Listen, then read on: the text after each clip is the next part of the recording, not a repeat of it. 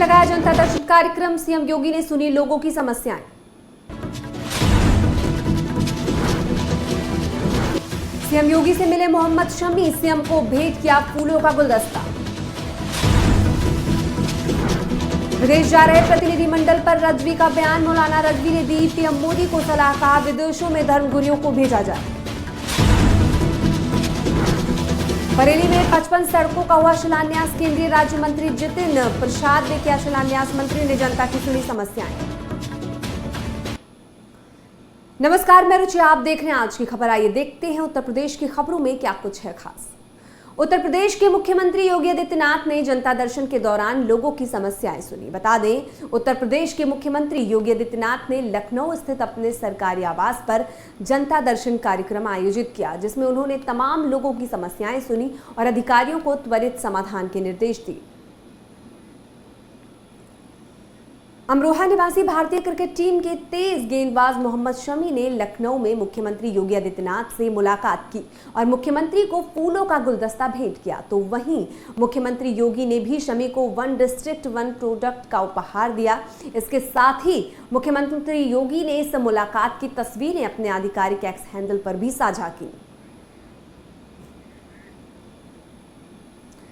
Operation सिंदूर की कामयाबी के बाद विश्व स्तर पर आतंकवाद के खिलाफ भारत सरकार ने प्रतिनिधिमंडल भेजने का फैसला किया है।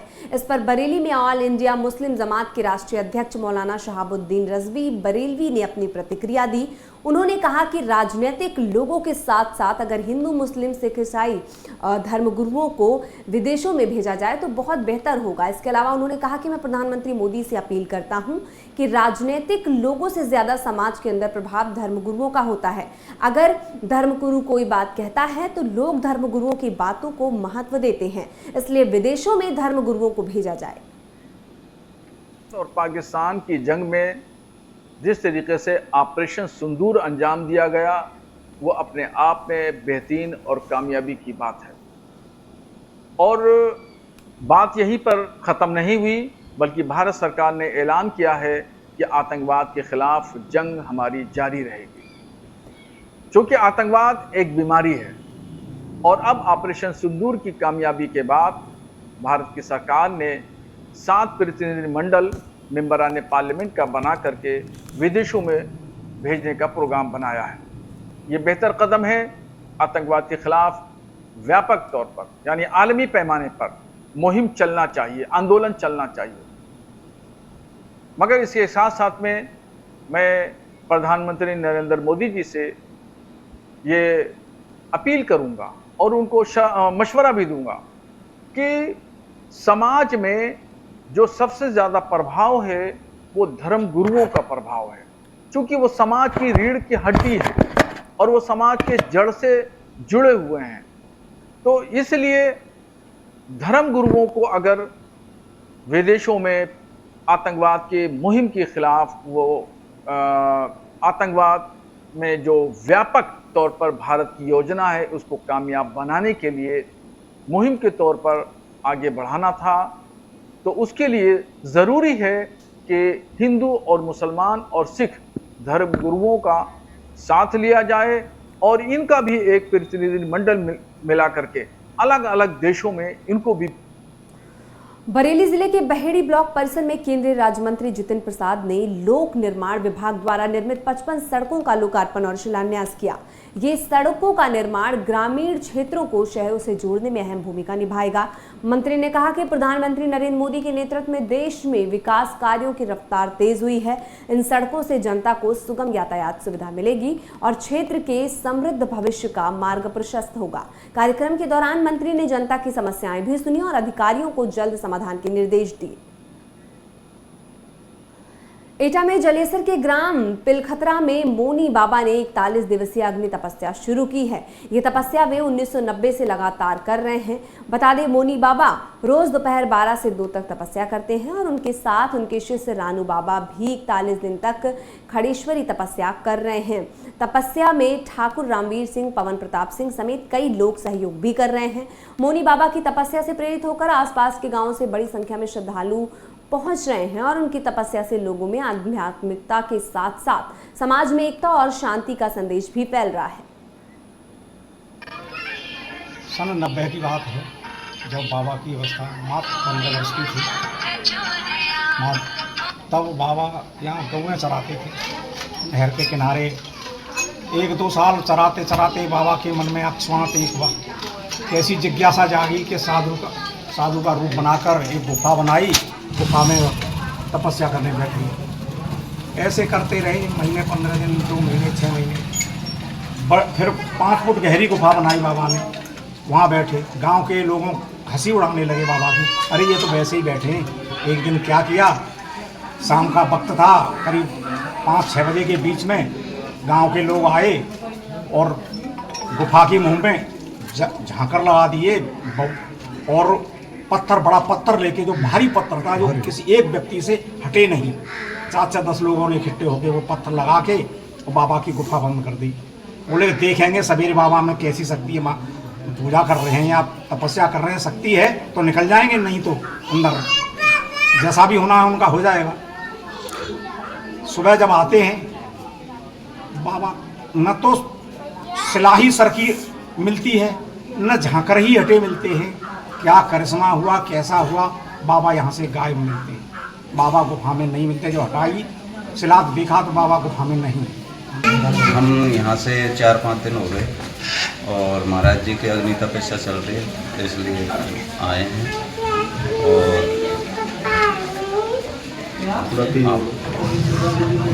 बोलो आगे पीछे न चारे बोल रहे हैं।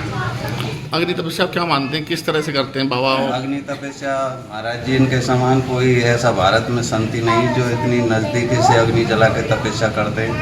ये पहले ही संत हैं महाराज जी हमारे, जो बहुत नज़दीकी से तपस्या करते हैं। महाराज जी ने ग्राम देवा में 1996 से अग्नि तप चालू किया, 24 वर्ष। उत्तर प्रदेश एटीएस को बड़ी कामयाबी मिली है, जहां यूपी एटीएस ने एक बड़ी कार्रवाई करते हुए पाकिस्तान की खुफिया एजेंसी आईएसआई के लिए जासूसी करने वाले एक एजेंट को धर दबोचा है। एटीएस के हत्थे चढ़े आरोपी की पहचान रामपुर जिले के टांडा निवासी शहजाद के रूप में हुई है।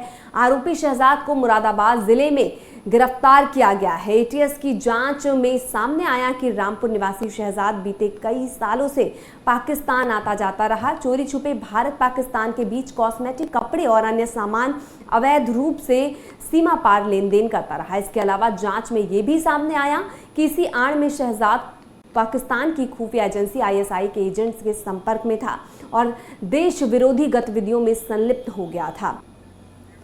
श्रावस्ती में इन दिनों बुलडोजर की गरज से लोगों का दिल दहला हुआ है। अभी तक सिर्फ मदरसों और मस्जिदों पर ही इस बुलडोजर से कार्रवाई हो रही थी, लेकिन अब सरकारी जमीनों पर बने अवैध रूप से मकान और दुकान पर भी बुलडोजर की जद में आ गए हैं। पीडब्ल्यूडी ने करीबन 25 दुकानों को चिन्हित कर उन पर नोटिस चस्पा कर दिया है और इनको 3 दिन के अंदर अपने लीगल कागजों को दिखाने के लिए जिलाधिकारी कार्यालय में बुलाया है और जिनके कागजात नहीं है उनको तुरंत मकान और दुकान खाली करने की चेतावनी दी है। बता दें, जिसके बाद जिला मुख्यालय पर हड़कंप मचा हुआ है। लगाई गई है इसलिए 3 दिन का मोहलत देते गए हैं। 3 दिन में मकान खाली कर दीजिए, ये टूटने वाला है। कब का है मकान तुम्हारा, कितना पुराना है? ये मकान कम से कम हमारा 60-70 साल पुराना है। कागज है इसके? हाँ, कागज है। दिखाया कागज तुमने? मैंने दिखाया, जमा भी कर दिए।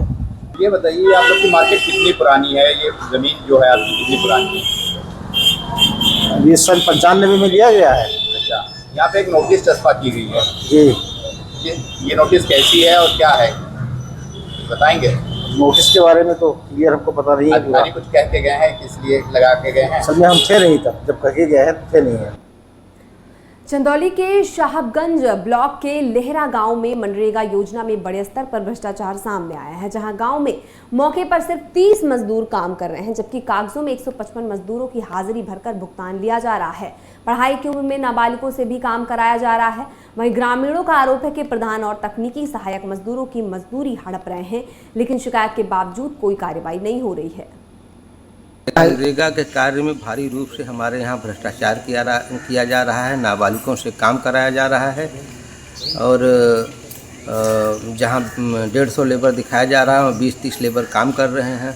भारी रूप से भ्रष्टाचार प्रधानपति के द्वारा किया जा रहा है। हमने डीसी मनरेगा से भी शिकायत की थी और लिखित रूप में भी की थी, मौखिक भी की थी, लेकिन उनसे कोई कार्रवाई नहीं हो पा रही है। समस्या ये है कि काम कर ले जा नरेगा में पैसा नहीं मिलत है, ना ही करा बहुत।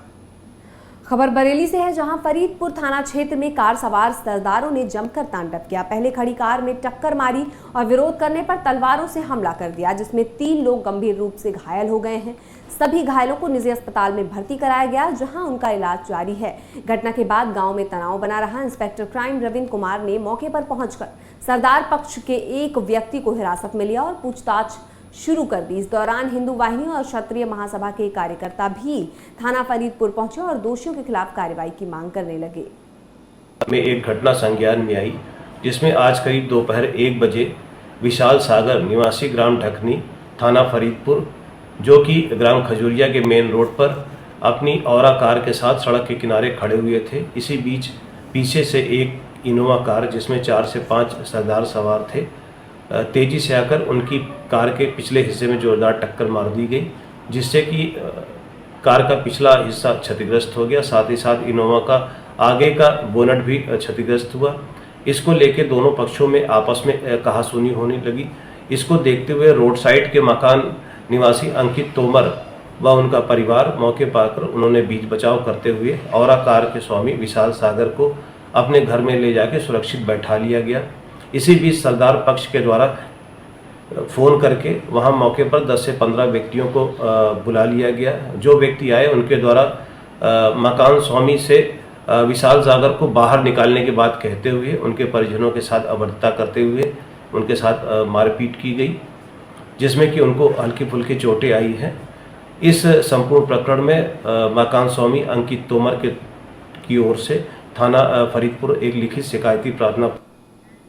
हमीरपुर में भीषण सड़क हादसा देखने को मिला, जहां बांदा सीमा पर उस इसुली गांव के पास एक बारात से लौट रही बोलेरो की ट्रिपल दुर्घटना हो गई। दरअसल बोलेरो पहले एक बाइक से टकराई और फिर ऑटो से जा भिड़ी। इस हादसे में 5 लोग बुरी तरह से घायल हो गए। सूचना मिलते ही ईएमटी राहुल और विनय कुमार ने एम्बुलेंस से घायलों को प्राथमिक स्वास्थ्य केंद्र पहुंचाया, जहां प्राथमिक उपचार के बाद सभी घायलों को सदर अस्पताल रेफर कर दिया गया। फिलहाल यूपी की खबरों में बस इतना ही। ऐसी और तमाम खबरों के लिए हमारे साथ बने रहिए और देखते रहिए आज की खबर।